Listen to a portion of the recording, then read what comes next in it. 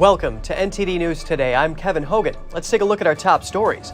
Will the Fed continue with rate hikes despite this month's bank failures? We'll get the answer today as Fed Chair Jerome Powell addresses the issue. Letting kids make their own medical decisions. Some military doctors say young children who say they're the opposite sex should be treated as such and given medication. A new report says the UN cultural agency UNESCO is not doing its job. The report says it has kept a zipped lip as the CCP wreaks havoc against the Uyghurs and their culture. Former President Trump unveils his plan to dismantle what he calls the deep state, and demonstrators both for and against Trump's potential arrest voice their opinions. The U.S. says it respects Poland and Slovakia's decision as sovereign nations to send fighter jets to Ukraine, but gives a firm answer on whether it intends to follow suit.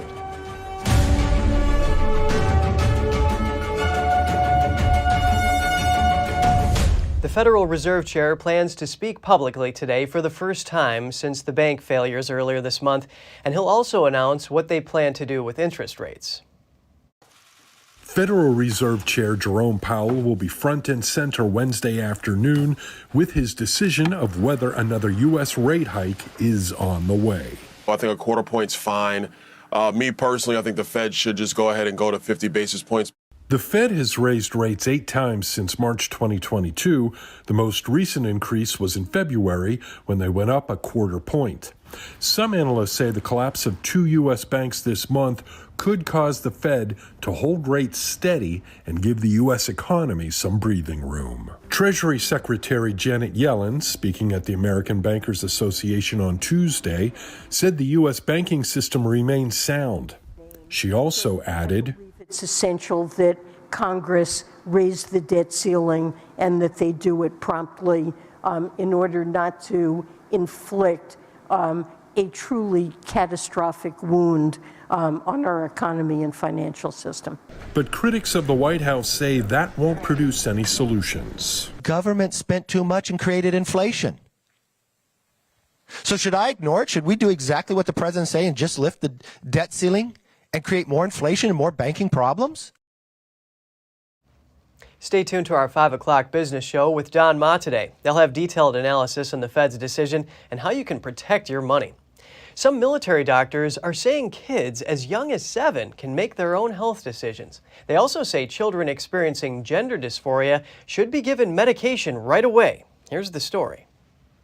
A number of Department of Defense or DoD doctors wrote an article for the March edition of the American Journal of Public Health. The doctors wrote, compared with their siblings without gender dysphoria, transgender youths seen in the military health system had over 5 times greater odds of a mental health diagnosis and 7 times greater odds of suicidal ideation or self-harm. They went on to say that puberty blockers and hormones can mitigate those risks, while criticizing that, among military-affiliated physicians in the military health system, 87% indicated they did not have sufficient training to prescribe gender-affirming hormones to transgender adults, and 53% said they would not prescribe gender-affirming hormones regardless of training. The DoD was asked by Fox News whether it's planning to offer such trainings and responded, "The Department of Defense will train its healthcare providers in keeping with current science and best medical evidence. Such decisions wouldn't only affect transgender adults." The doctors write that prior research has found that children can begin participating in their medical decision-making as early as age 7 years, with gradual increases in decision-making capacity. The DoD also told Fox News that medical decisions are made in consultation between a minor and their guardians. 8 states, including Florida, have passed laws or policies that restrict cross-sex procedures for minors. Florida Governor Ron DeSantis said on the issue, "Children are not guinea pigs for science experimentation, and we cannot allow people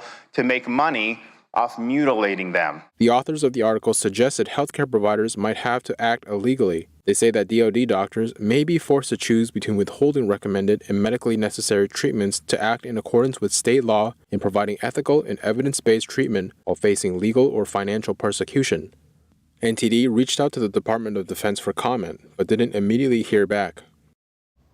The United Nations agency dealing with education and culture is under fire. It faces accusations of being complicit in ongoing atrocities by the CCP against Uyghurs and their culture. NTD's Daniel Monahan has more.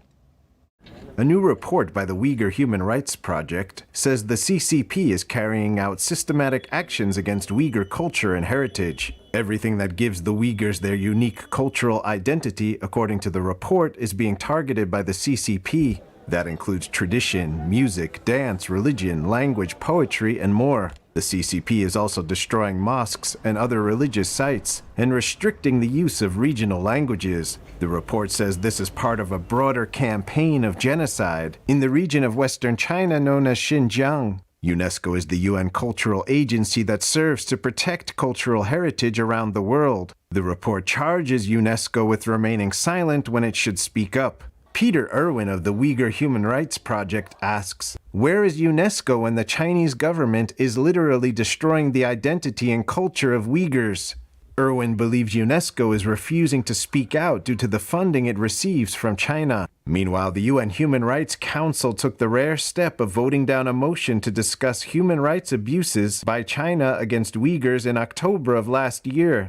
There can be no doubt about the gravity and the scale of what has been reported in Xinjiang. It was only the second time in the Council's 16-year history that a motion was rejected. The vote was seen as a blow to the credibility of the United Nations itself. No country, no matter how powerful, should be excluded from Council discussions. UNESCO continues to acknowledge the Chinese regime as the protector of Uyghur heritage in the region. Uyghurs and Muslims are among many groups that experts and human rights monitors say are persecuted by the CCP. Other victims include practitioners of Falun Gong, Christians, Tibetans, and more. Daniel Monahan, NTD News. Former President Trump revealed his plan to dismantle what he calls the deep state yesterday. It's part of his Agenda 47 for 2024. Meanwhile, demonstrators both in support of and against him took to the streets.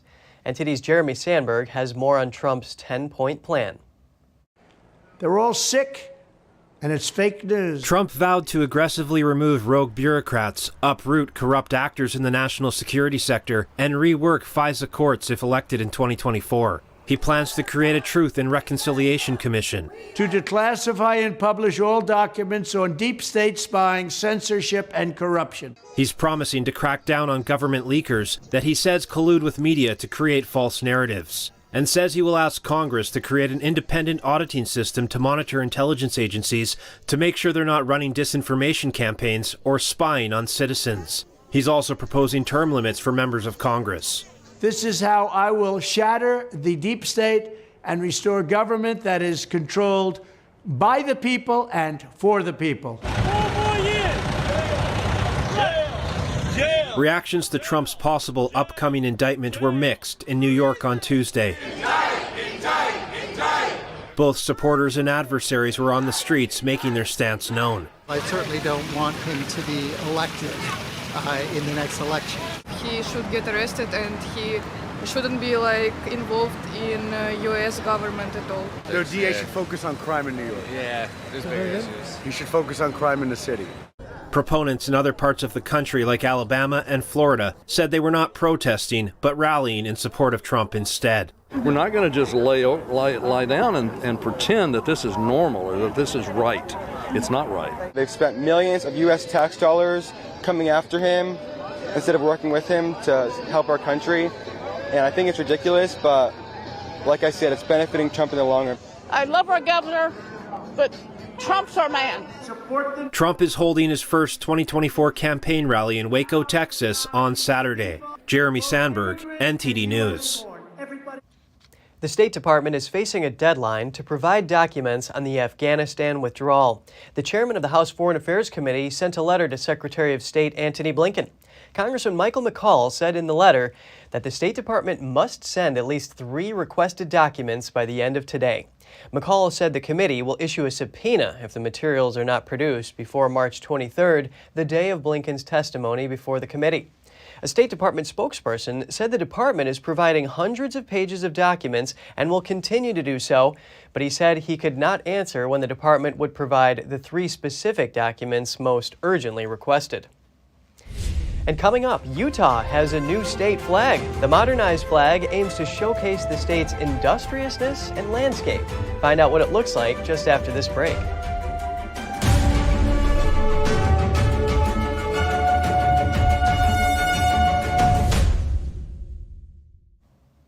A former state lawmaker in Florida pleads guilty to wire fraud, money laundering, and lying related to COVID-19 relief money. Joseph Harding served 2 years in Florida's House of Representatives as a Republican and now faces up to 35 years in prison. His indictment says he filled out COVID relief forms for fake businesses. One was called Vac Shack Inc.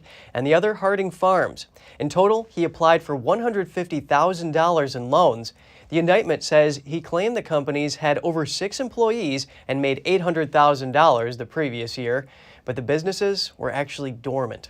Harding allegedly received the loan money while still in office and then illegally transferred some into various bank accounts and put some towards credit card debt.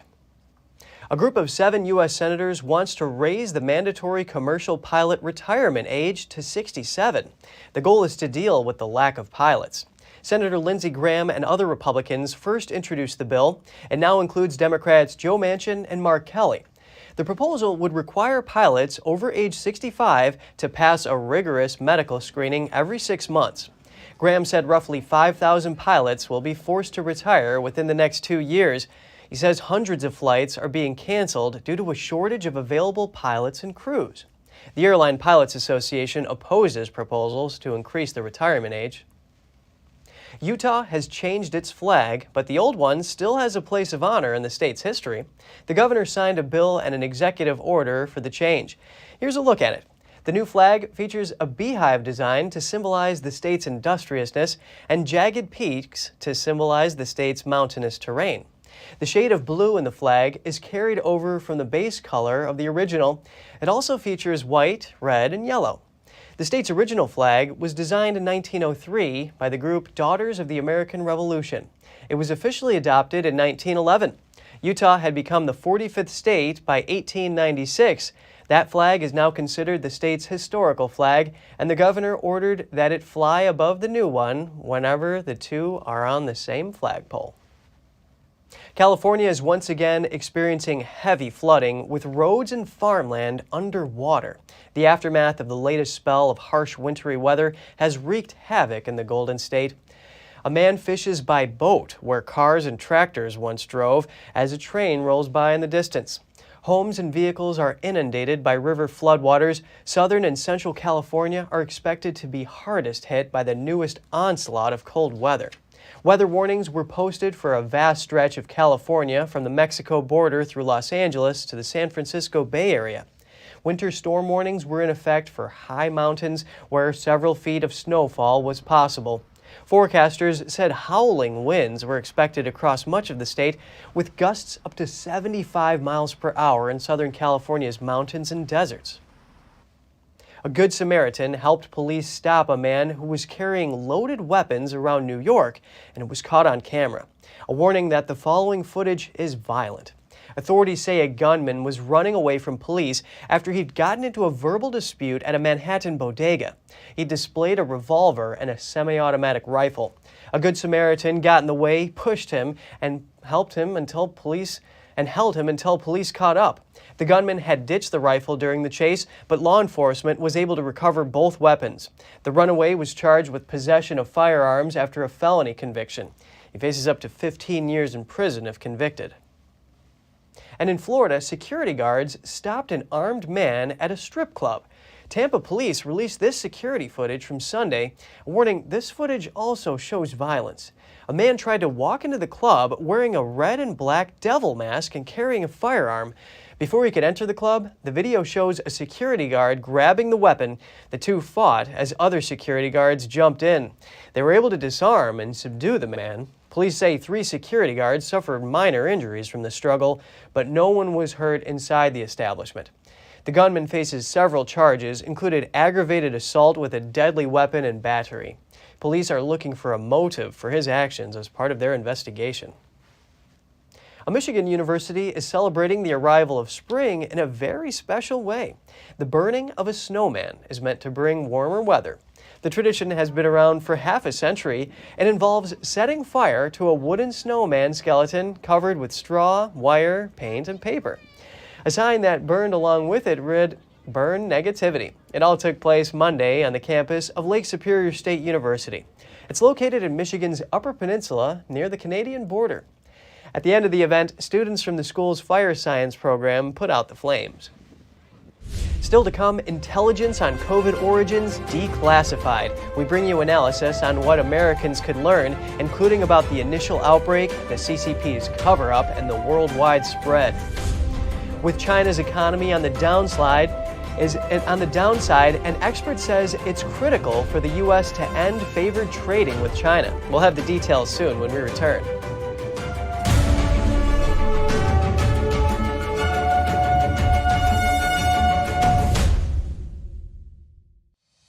We're entering an unprecedented period of economic turmoil. The economy is unstable, our government is in shambles, and the global war on energy has created a domestic crisis. Americans need a way to protect their financial future. One way to ensure your wealth in retirement is by purchasing physical gold and silver. We can help. You can roll any part of your retirement account into a gold or silver IRA. Better yet, you can open a gold or silver IRA in 5 minutes or less using our online application. Preserving your family's financial legacy is a choice that's always available to you. And when you're ready, we're here to help. Call us and speak to one of our IRA professionals. Let's build your financial legacy together. GSI Exchange, wealth for generations to come.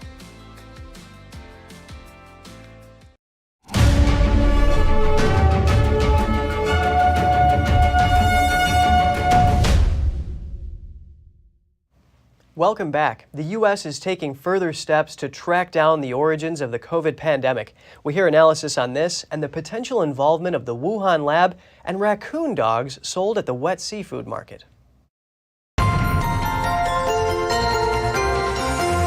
Joining us now for analysis is Sean Lin, former U.S. Army microbiologist and professor of biomedical sciences at Feitian College. He's also a member of the Committee on the Present Danger China. Thank you for making the time today, Sean. Thanks for inviting me. Intel related to the origins of COVID-19 has been declassified. President Biden just signed a law doing so. First, how will this benefit the American people? I definitely welcome this law. I think that CCP owes the whole world about the truth regarding what exactly happened in China in late 2019 and early 2020. And this new law should allow the public to get more information regarding about the information that the intelligence the United States government has collected.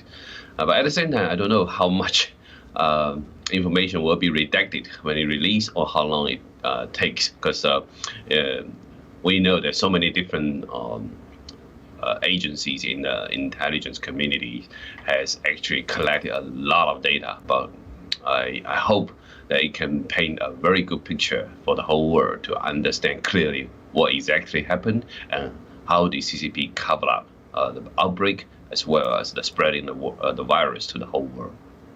Yes, there are a lot of agencies involved in getting to the bottom of this. Biden noted that his administration will review potential links between the origin of the virus and the Wuhan Institute of Virology. What can you tell us about this and the alleged U.S. federal funding for gain-of-function research at the lab via New York nonprofit EcoHealth Alliance? That's a long-term problem, actually. The United States government, NIH, and USAID has been funding the gain-of-function research in different parts of the world, and especially in the Wuhan Institute of Virology, because they have many years of research on coronavirus, and they have assessed some important samples. And so it become a strategic investment point for the NIH. Even some of the leaders strongly support gain-of-function studies. And so they did not understand the vicious intent the Communist Party might have, and they already integrate these kind of research with their military programs. Actually, these kind of funding indirectly support CCP's unrestricted warfare against the United States. Yes, bioweapon research is very concerning. Now, there is a lot of buzz about a new report. It says the start of the virus was linked to raccoon dogs being sold at the Huanan seafood market in Wuhan. Scientists analyzed genetic samples to come to this conclusion. With your background in biology, does this report have any value?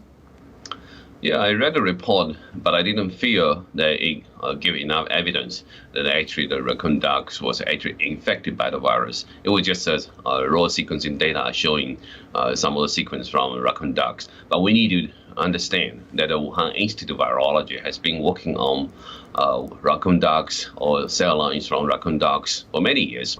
So maybe their studies are very sensitive to the world, and so that's why the Wuhan Institute of Virology, as well CDC's Director Gao Fu, did not want to release the raw data to the public. So fortunately, some of the experts noticed that raw data submitted together with the last year's publication by China CDC, and the raw data was available in GSET. So they got this data, but CDC and the China CDC quickly rejected, further exposed the data and shut down the collaboration. And so I think this is definitely against the spirit of international collaboration on scientific findings. And that's why I actually suspect that they may use raccoon duck as some field testing animals for gain-of-function studies on coronavirus. And so I think the CCP covering up for a particular reason. Well, it's very good that you shed light on the fact that these raccoon dogs were actually involved in some of this research at the lab. Sean Lin, former U.S. Army microbiologist and professor of biomedical sciences at Feitan College, thank you so much for your analysis today. You're welcome. Chinese regime leader Xi Jinping's trip to Moscow has now wrapped up. How did the Chinese economy factor into the talks? NTD's Tiffany Meyer sits down with Antonio Grosso to discuss. He's China economic analyst and a contributor to the Epoch Times. Here's a look at their discussion. Antonio Grosso, thank you so much for joining us. Great to have you back on the show. Good to see you, Tiffany. Antonio, kind of zooming in on the economy, it seems with this Xi and Putin meeting especially, right? China's been doing this diplomatic dance in a way. They have been helping Russia economically, but with those sanctions or even secondary sanctions that could be levied on China, it seems China's own economy has been taking quite a hit. You have a piece out recently called China's Economic Recovery is Uncertain. So what are you seeing in that aspect? So while the rest of the world is raising interest rates to combat inflation, China keeps cutting rates, cutting reserve requirements because they're trying to free up liquidity in their banking system, in their financial system, increase the quantity of cash that's available to expand the economy.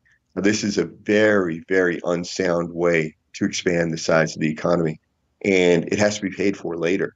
So China already has debt equivalent to 300% of GDP. Its debt is just growing. So I see the Chinese economy really struggling this year.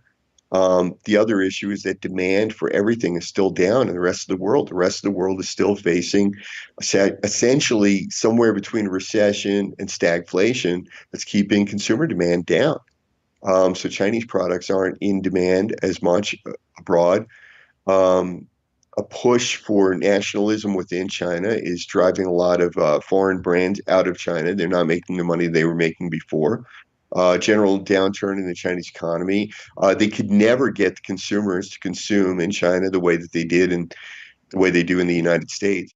And Antonio, speaking of this, say, economic uncertainty that's unfolding in China right now, here in the U.S., Senator Josh Hawley is introducing a bill that would cancel the country's most favored nation status within 2 years. So if this actually passes, what would be the impact on China? I really, really wish that this would pass. Unfortunately, it's one of those things that comes up every couple of years or months or something. Somebody talks about it and it just doesn't go anywhere, unfortunately. Now, we are ratcheting up to the credit of the previous administration and the current administration. We are ratcheting this up on both U.S. outbound investment into China, Chinese investment into the United States, trade with China. The chip ban is huge. I mean, we're doing a lot of good things, but it's a bunch of piecemeal things. And I really wish that we would do something big, like removing their most favored trading nation status, just outright banning imports from China, outright banning investment in China, something along that lines. Because every step of the way, you know, we're tightening this or that, or we're making this or that better. But meanwhile, There's another problem over there. It's another problem. It's like playing the whack-a-mole game. You knock down this mole, and then that one pops up over there. And the problem is that all these profits that China's earning, all this money that they're getting from U.S. investors, and it's just going back into weapons. Ultimately, it's funding their technological advancement, AI, new age weapons, new age technology, space wars, all these things. And if we can cut off their money, they won't be able to do it. I mean, it's the same concept of what we're doing to Russia. We're hamstring Russia economically so that they can't wage a war. Unfortunately, they have their buddy China feeding them money through the back door, right? And if we could cut that off, that would be great. And more on China. Sandstorms shrouded Beijing in northern China on Wednesday as air pollution rose to hazardous levels. The sandstorm blanketed buildings and roads in a thick cloud of orange dust. Beijing has experienced sand and dust storms over the past several days, causing pollution levels to increase drastically. Today, the air quality index reached a level considered very hazardous to human health, a figure that is more than 37 times the daily average guideline set by the World Health Organization. Visibility is very poor in many areas, but residents in Beijing said the weather mostly didn't hamper their daily routine. In terms of effects from the sandstorm, there is the smell of dust on the subway. But when I go outside, I can't feel it that much because the subway entrance is very close to my home. The impacts are not that great, but can still feel the effects of it. This is the third sandstorm this month. A government agency issued yellow warnings for nearly a dozen provinces for Wednesday and Thursday. Beijing is regularly hit with sandstorms in the spring, with the smog made worse by industrial pollution. For the first time in 26 years, a cabinet-level German official is visiting Taiwan. Taiwan, with its excellent research institutions, is a highly esteemed partner. Germany's education minister is in Taiwan to bolster scientific cooperation. She's the highest-level German official to visit the island since 1997. The minister said it's important for her department to cooperate with like-minded partners. Taiwan and Germany will begin joint research in many important fields, such as lithium batteries, hydrogen, artificial intelligence, semiconductors, and talent training. Both sides are preparing to expand the global supply chain in green energy. Pacific Air Force Commander Kenneth Wilsbach says China has some tough lessons to learn from Russia's war in Ukraine. NTD's Daniel Monahan has more on the general's comments. Great. Over to you. General Wilsbach says Russia tried to create an information space before launching its attack on Ukraine, and says the lies they made up to rationalize the war didn't work, and that no one in the international community bought them. I hope that China is paying close attention. He says China is now going down a similar road regarding Taiwan. Like the U.S. is trying to create an Asian NATO. The general says China should take heed of how the world reacted to the Ukraine invasion, first through sanctions. And then eventually they went to support and even as far as lethal aid. Wilsbach says China should expect the same if they invaded Taiwan. The general also remarked that Russia should have had it easy with a cross-the-border land operation, and compared that with what China would face. China has the most difficult military operation there is to do, which is an amphibious landing coordinated with an air assault over 100 miles of ocean. The general says the CCP aims to impose its will on neighbors in the region and everybody else, but added that, like Ukraine, Taiwan is an adversary that would fight. Daniel Monahan, NTD News. If you have any news tips or feedback for the show, don't hesitate to email us at news.today@ntd.com. Coming up, UK members of Parliament had some sharp criticism for the Prime Minister's Brexit deal fix, and they have a warning regarding EU laws. Inflation in Poland soars to its highest point in over a quarter of a century. Hear what Poles have to say about how they're coping when we come back.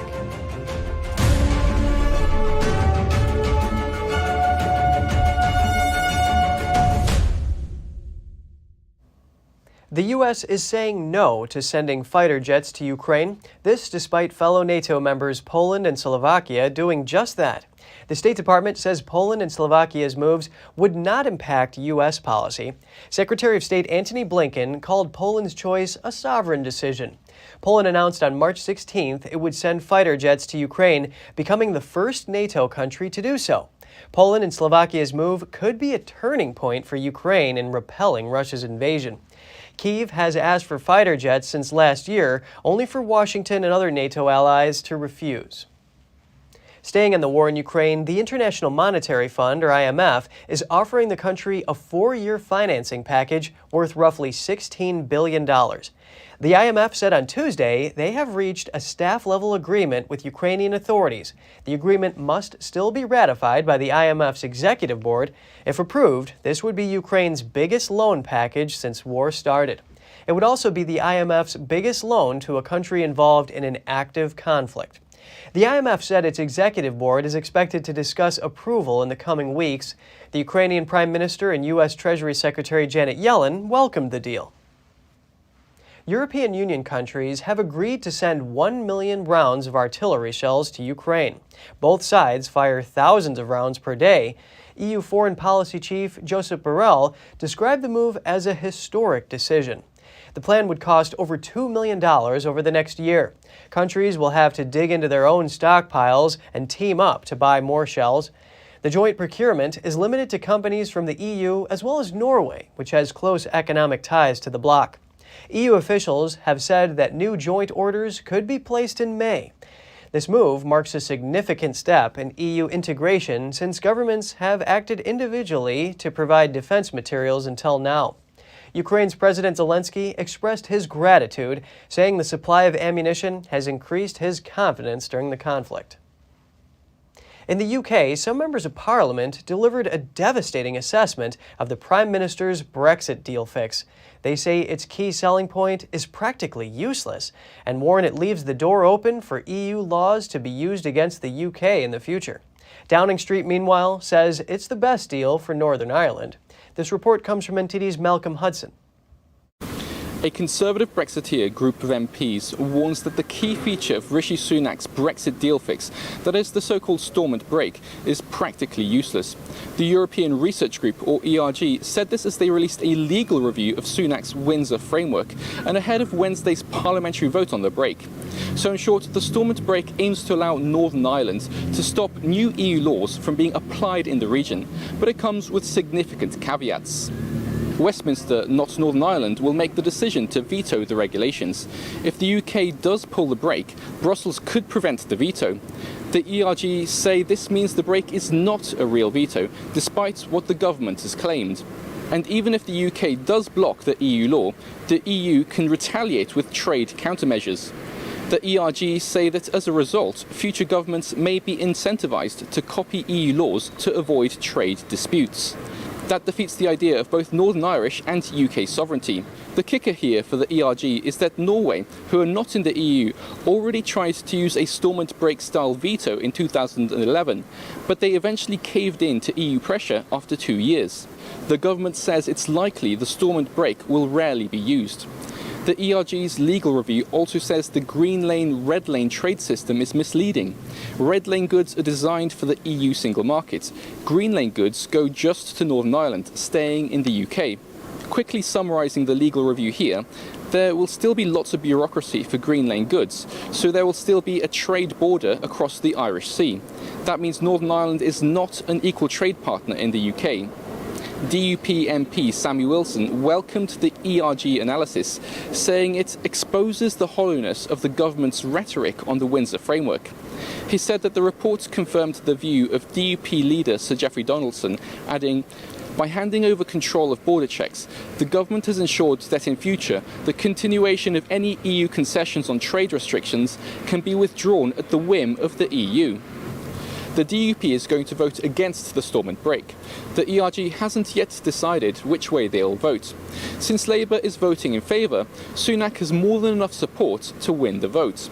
So now it's more a question of if he can get the backing of his own MPs, or if he's left in the embarrassing position of winning due to the support of his own opposition.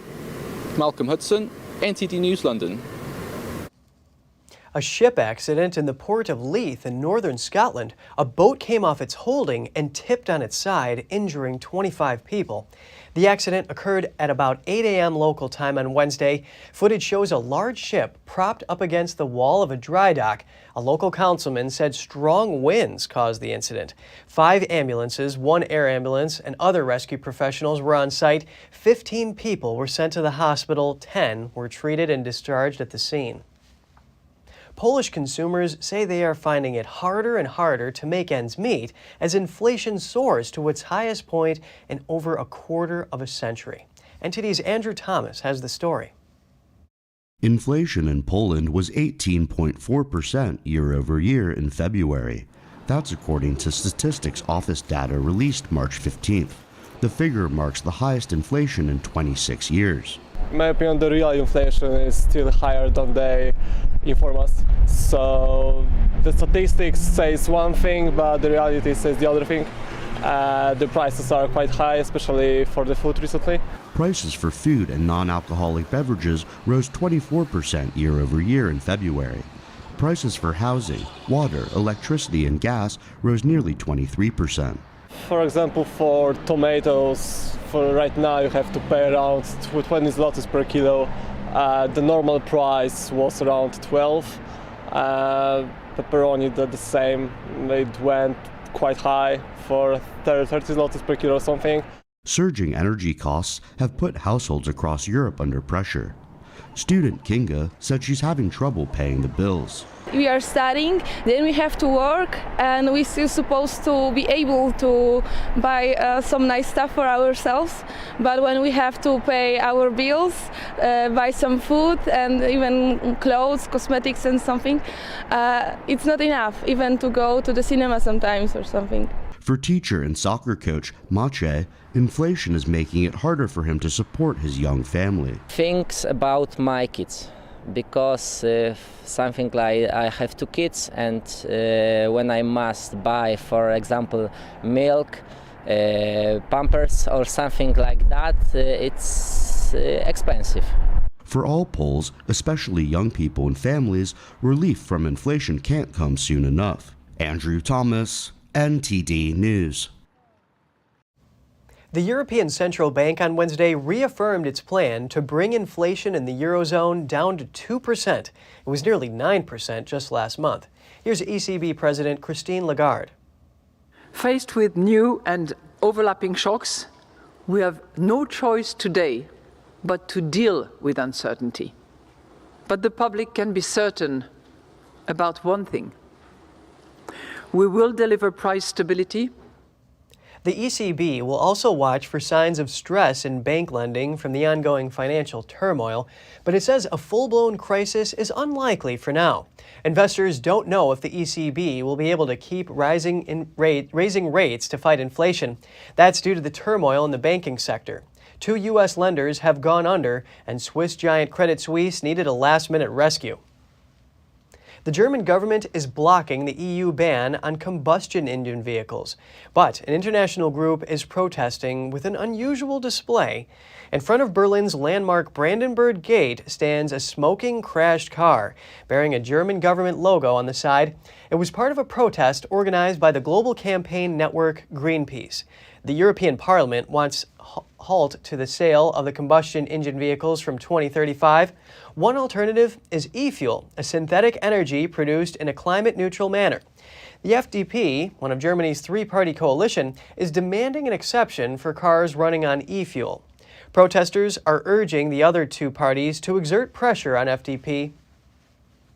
An oil giant in the West Asian country of Kuwait declared a state of emergency. The company says it was triggered by an oil spill in the nation's west. Video posted by Kuwait Oil Company shows a gushing oil pipeline surrounded by a large oil spill. The company says it's making maximum efforts to fully control it, but it refuses to specify the exact location or extent of the leak. The company has previously reported similar spills at its fields in 2020 and 2016. Kuwait is a major oil producer with almost 90% of its government revenue coming from oil. Still to come, Pakistani immigrants in Italy try to defy forced marriage situations, often with deadly consequences. And the British castle used to film the hit TV series Downton Abbey is straining under Brexit. Profit is down and business is affected. Stay tuned for more on that when we return.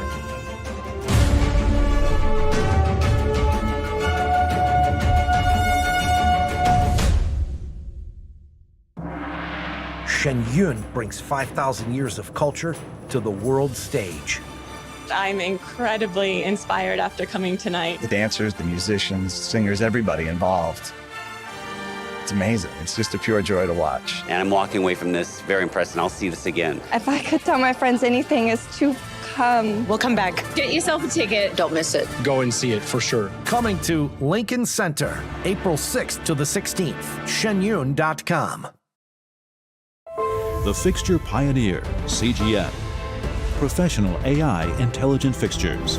All-round integration of 4 systems. High precision, high durability, high quality. 2-micrometer repetition accuracy. More than 80 patent certificates. ISO 9001 approved. Precision clamping to meet your every need. CGM has it all. Pride of Taiwan, CGM.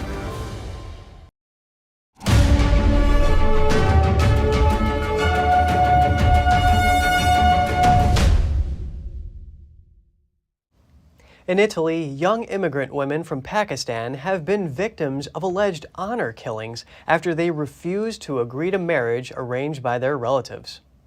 From the day of her birth in Pakistan, Iram Aslam was betrothed to a cousin 17 days older.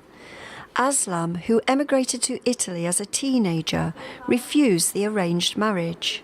But her family in both Italy and Pakistan kept scheming to have her wed a man of their choice and their caste. They proposed at least 30 other men to me. I refused every time. Also, for another reason, I loved another person. I wanted to be with him. My family members did not want me to. There is no such thing as love in our culture. Aslam lives in a town in northern Italy where Pakistanis are the dominant immigrant community. She said she was physically abused by her brother after she refused to tell him the password of her mobile phone. These Pakistanis don't let you live. They are the ones who kill you. Every time they saw me go out, they would call my brother. They didn't understand that at 11 o'clock I come back from school. Every night when I come home, I had to argue with my brother about it. Aslam said she went for a time to live in Germany to escape marriage-obsessed relatives. But there was no escape for 18-year-old Saman Abbas. In November, her body was dug up in the ruins of a farmhouse in an Italian town. Autopsy revealed a broken neck bone, possibly caused by strangulation. Authorities indicted an uncle, 2 cousins, and her father. Abbas had reportedly told her boyfriend she feared for her life because she refused to be married to an older man in her homeland. According to a defense lawyer for the Italian Union of Islamic Communities, there are no religious reasons behind the killing. The arranged marriage has been there, but only because of economic goals. So much so that during a search in this trial, data emerged referring to valuables that were attributed to the family of the man she was supposed to marry, gifts that already came from that family. Forced marriages seem to be more rooted in culture rather than in religion. Forced marriage is not legitimate in the Islamic religion. 2 adults just meet and try to make a marriage relationship respected by the community. There's no obligation to marry this or that person. There's free choice. In another high-profile case, 25-year-old Sana Chima was slain when she returned from Italy to Pakistan in 2018, allegedly at her parents' insistence. 2 friends testified this month that Chima told them her parents wanted her to marry a cousin in Pakistan. She said that she had talked to her parents, but she did not want to marry anyone, that she wanted to go back to Italy and that she would try to convince them. Chima's family initially told Pakistani authorities she died of a heart attack the day before she was supposed to fly back to Italy. With the Italian embassy closely following the case, Chima's body was exhumed. An autopsy indicated she was likely strangled. A court in Pakistan acquitted Chima's father and brother on murder charges, citing insufficient evidence. Italy has no extradition treaty with Pakistan. Italian prosecutors are now prosecuting the two in absentia on a novel charge: murder in violation of the political right to marry one's own choice. For our Italian legal system, the exercise of rights related to choice of whom to marry and who to live with are legitimate rights of every citizen, and therefore it's necessary to act with the utmost firmness. Even aristocrats are feeling the pinch due to Brexit. The owner of Highclere Castle, where Downton Abbey was filmed, say they had to stop hosting larger weddings as they couldn't find enough staff. Their exports to the EU also decreased because of red tape. Highclere Castle, the main filming location of ITV's hit drama series Downton Abbey, is facing a serious staff shortage. Its owner, Lady Carnarvon, said she had to mothball the castle's main business of hosting larger weddings. We have stopped being able to offer any weddings of any substantial size because of Brexit. The consequences of Brexit, the consequences of not being able to have a pool of staff from which to draw to help us man the weddings. Weddings made up 40% of the overall business at its height.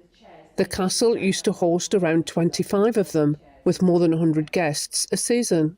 Weddings with around 20 guests are still possible, but are a much smaller part of the business. Lady Carnarvon said they used to have some EU students attending university in Britain work for them during weddings, but they are no longer available. We cannot find them. When we go to our usual agencies and try to find people, they are not there. If we ask for 10, 3 might turn up. We've gone to all the local colleges, there's nobody we haven't asked. Revenues from other parts of Highclere's business have also fallen. Its gift shop has stopped shipping to EU countries because of increased courier costs and paperwork. Other trade from the Highclere estate, such as the export of horse feeds, has also fallen due to high paperwork and legal fees. We are wrapped in red tape now in every piece of our business that we do. It's a very challenging world, so therefore our business revenues have decreased, the VAT decreases, the tax decreases, as we all try to keep going. At the same time, she's optimistic about new streams of revenue. Lady Carnarvon said Highclere Castle Gin is gaining traction in the United States. She expects Highclere to just about break even this year compared to profitable years prior to Brexit and the pandemic. Just ahead, the London Festival of Railway Modelling brings fans and collectors together to celebrate their miniature hobby. It's one of the largest events of its kind. A German brewery has turned liquid beer into powder, a glimpse of the drink's possible future. We'll be back with more soon here on NTD News.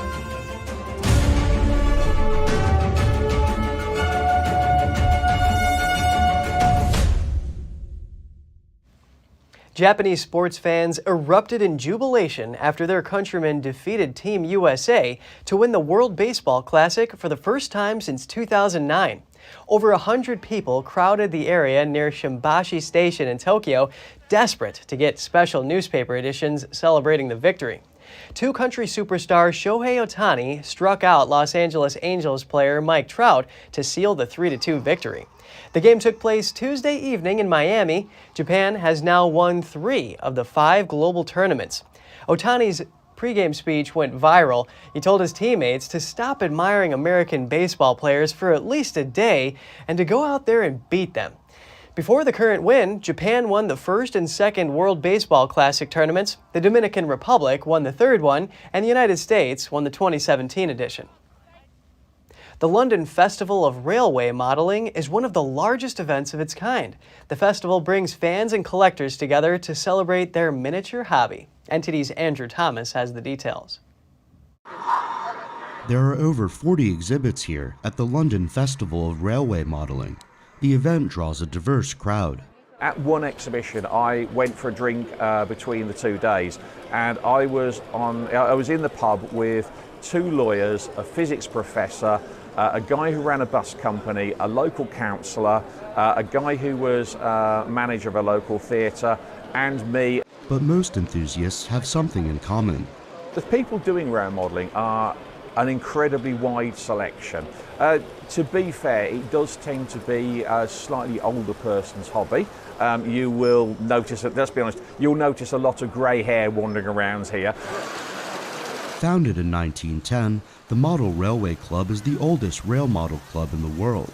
Club president Tim Watson has been a hobbyist for most of his life. Model railways is a hobby that refuses to go away. People say, oh, it'll never carry on, but it does. And indeed, it's absolutely at the top end of technology in terms of 3D printing and all sorts of ideas and manufacturing techniques, which are really quite cutting edge in actual fact. Many of the exhibitors at the show are private collectors. Bill Flood has built a model of the Bedfordshire narrow gauge railway from 1985. His scene features a lot of painstaking details. It's probably about 6 months of really quite hard work. As I'm now retired, I can work sort of 3 or 4 hours a day on it. So it's about six months work, yeah. But like many model railway collectors, Bill says the hobby is relaxing. I find modelling is a very relaxing exercise. It's the sort of thing you can sit down and do several hours and come out at the end of it not feeling tired or stressed, but actually relaxed and feeling you've achieved something. The London Festival of Railway Modelling ran over the weekend from March 18th through the 19th. Andrew Thomas, NTD News. A bright idea to save money amid the energy crisis. Engineers in the UK tell us how they heat a swimming pool for free using the heat generated by a data center. So unlike a normal data center that blows air over the computers, as you can see, these are immersed in inert oil. So the oil heats up, and we push that oil through these pipes and into the swimming pool. The swimming pool is in the southwest of England. Operators expect a major drop in their natural gas costs after installing the new system. This new setup is the idea of the company Deep Green Technologies. So what we're hoping, talking to Deep Green company about what they've installed, is potentially it could save us 60% of our running costs. So we could be talking 30, maybe £40,000 a year of savings at current cost, which is obviously very, very significant. The good news goes both ways. The leisure center expects lower bills, and the technology company can offer cheaper computer services with lower cooling costs. Deep Green hopes to have 20 more pools across the UK adopt the technology. Stir some spoonfuls of powder into water and presto, you have a pint of beer. It might sound unusual, but this could be the future of the millennia-old drink. A brewery in eastern Germany says it has developed beer in powder form to reduce the carbon footprint of transporting bottles or kegs. We have the foam. We already have the beer taste. We want to add carbon dioxide in powder form. We want to add alcohol in powder form. We can do all that with powder. And of course, it's absolutely fascinating that we have succeeded for the first time worldwide. The powdered beer is in its last stage of development, and first tastings have been promising. It's currently alcohol-free, although that may change in the future. After 2 years of research, the brewery is confident to have the product market-ready by the end of the year. In a future scenario, bottling companies would simply purchase the beer powder and then add water, or sell the powder directly to the end consumer. A Belgian zoo has welcomed a new member of the family. A rare Rothschild giraffe was born after 2 hours of labor. A camera inside the enclosure captured the delivery. Like other giraffes, the 12-year-old mother stood and brought her baby into life from a height. The 5-foot-tall newborn then stood up for the first time to greet its family. Caregivers said its father watched the birth from another enclosure for safety reasons. Giraffes are the tallest land mammals in the world. They are considered a vulnerable species, though they are still widely distributed in southern and eastern Africa. This couple made history Monday by being the first ever to get married in a Houston airport. Laura Mark and U.S. Navy Lieutenant Commander Silas Hensley tied the knot in a southwest terminal of Hobby Airport. Hensley said they chose the venue because it's been a big part of their lives. The airport helped orchestrate the event, all while remaining operational during the ceremony. Then, after the wedding, the couple had just a short walk to their gate to fly off for their honeymoon. And that's all for today's program. I'm Kevin Hogan, NTD News, New York City.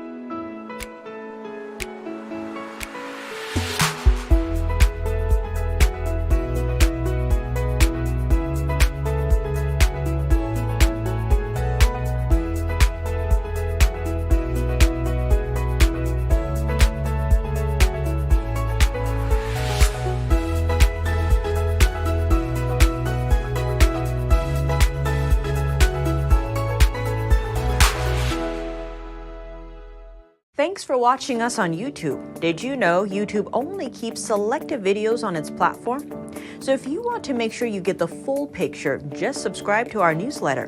Go to newsletter.ntd.com and sign up. It's free.